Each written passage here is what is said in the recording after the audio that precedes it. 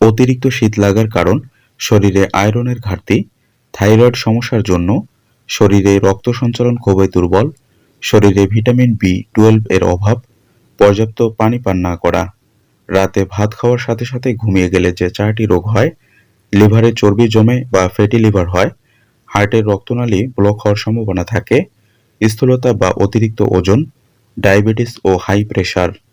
প্রতিদিন 2-3টি গোলমরিচ চিবিয়ে খেলে কি হয়? ঠান্ডাজনিত গলা ব্যথা দূর হয়, মুখের রুচি ও ক্ষুধা বৃদ্ধি পায়, গোলমরিচ লিভার সুস্থ রাখে, পেটের কৃমি দূর করে। পানি কম পান করছেন কিনা তা বুঝবেন কিভাবে?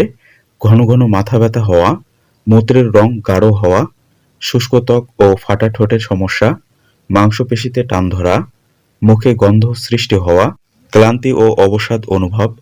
5টি কাজ করুন। কিডনিতে কখনোই পাথর হবে না। লবণ ও চিনি খাওয়ার পরিমাণ কমিয়ে ফেলুন।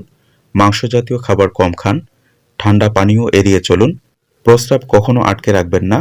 প্রচুর পরিমাণে পানি পান করুন। প্রতিদিন একটি পেয়ারা খেলে 4টি কমলার সমান ভিটামিন পাওয়া যায়। কচুর লতি খেলে হাড় শক্ত ও চুল পড়া বন্ধ হয়। তরমুজ খেলে কিডনির কার্যকারিতা বজায় থাকে। থানকুনি পাতার রস খেলে পেট ব্যথা কমে।